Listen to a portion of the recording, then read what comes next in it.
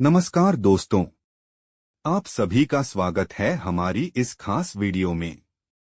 आज हम जानेंगे नवरात्रि 2026 के पहले दिन कलश स्थापना का सही मुहूर्त और पूरी विधि। अगर आप मां दुर्गा की कृपा पाना चाहते हैं तो इस वीडियो को अंत तक जरूर देखें। भाग 1, कलश स्थापना का महत्व। 0:40 1:30। नवरात्रि का पहला दिन बहुत खास होता है। इसी दिन हम कलश स्थापना या घट स्थापना करते हैं। कलश को मां दुर्गा का प्रतीक माना जाता है। यह घर में सुख, शांति और समृद्धि लाता है। इसलिए इसे सही तरीके से करना बहुत जरूरी होता है। भाग 2, शुभ मुहूर्त। 1:30 2:10। कलश स्थापना के लिए सबसे शुभ समय होता है सुबह 6 बजे से 9 बजे तक। इसके अलावा अभिजीत मुहूर्त भी बहुत शुभ माना जाता है। ध्यान रखें, राहुकाल के समय कलश स्थापना बिल्कुल ना करें। भाग 3, आवश्यक सामग्री। 2:10 3। कलश स्थापना के लिए आपको चाहिए मिट्टी का बर्तन, जौ जवारे, तांबे या मिट्टी का कलश, गंगाजल, आम के पत्ते, नारियल, लाल कपड़ा, रोली, अक्षत, फूल और दीपक। इन सभी चीजों को पहले से तैयार रखें। भाग 4, स्थापना की विधि। 3:10। सबसे पहले पूजा स्थान को अच्छी तरह साफ करें। मिट्टी के बर्तन में मिट्टी डालकर उसमें जौ बो दें। अब उसके ऊपर पानी से भरा हुआ कलश रखें। कलश में गंगाजल, सुपारी और सिक्के डालें। कलश के ऊपर आम के पत्ते रखें।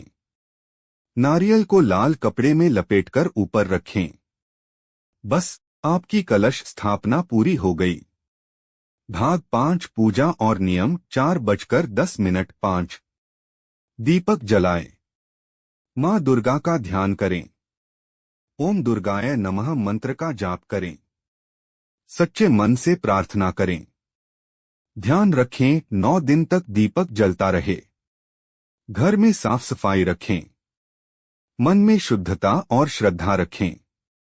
इमोशनल भक्ति म्यूजिक। आउटरो। मां दुर्गा आपकी सभी मनोकामनाएं पूर्ण करें।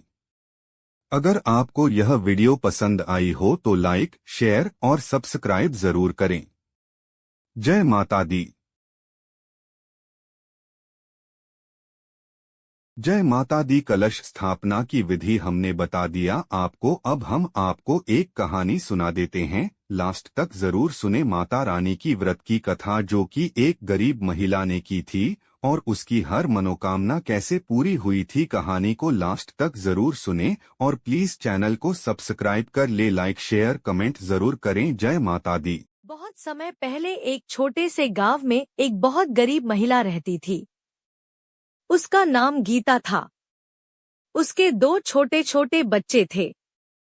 उसके पति मजदूरी करते थे, लेकिन घर की हालत बहुत खराब थी। कई बार तो घर में खाने के लिए भी कुछ नहीं होता था। गीता बहुत धार्मिक और मां दुर्गा की सच्ची भक्त थी।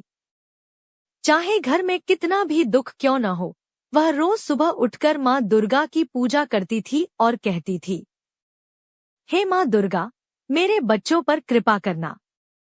एक दिन चैत्र नवरात्रि शुरू हुई।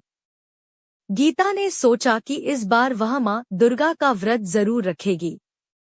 लेकिन घर में अनाज भी मुश्किल से था। फिर भी उसने पूरे विश्वास से मां का व्रत रखा और हर दिन दीपक जलाकर मां दुर्गा से प्रार्थना करती रही। नवरात्रि के 7वें दिन गीता बहुत कमजोर हो गई थी, क्योंकि उसने कुछ भी ठीक से नहीं खाया था। लेकिन उसके मन में मां दुर्गा के लिए सच्ची श्रद्धा थी। उसी शाम एक बुजुर्ग महिला उसके घर के दरवाजे पर आई और बोली, बेटी, मुझे बहुत भूख लगी है, क्या थोड़ा सा खाना मिल सकता है? गीता के पास बस थोड़ा सा खाना था, जो उसने अपने बच्चों के लिए रखा था। फिर भी उसने सोचा कि मेहमान भगवान का रूप होता है। उसने वह खाना उस बुजुर्ग महिला को दे दिया। बुजुर्ग महिला ने मुस्कुराकर गीता को आशीर्वाद दिया और बोली, बेटी, तुम्हारी भक्ति और दया से माँ दुर्गा बहुत प्रसन्न है। इतना कहकर वह महिला अचानक गायब हो गई। गीता को समझ आ गया कि यह कोई साधारण महिला नहीं थी, बल्कि स्वयं माँ दुर्गा का रूप थी। अगले ही दिन गीता के पति को अच्छा काम मिल गया और धीरे धीरे उनके घर की गरीबी खत्म हो गई। उनके जीवन में खुशियां ही खुशियां आ गईं। तभी से गीता हर साल चैत्र नवरात्रि का व्रत पूरे विश्वास से करती थी और सभी से कहती थी, अगर सच्चे मन से माँ दुर्गा को याद करो तो माँ जरूर अपनी कृपा बरसाती है। सीख: माँ दुर्गा सच्चे मन से की गई भक्ति और दया से बहुत जल्दी प्रसन्न हो जा।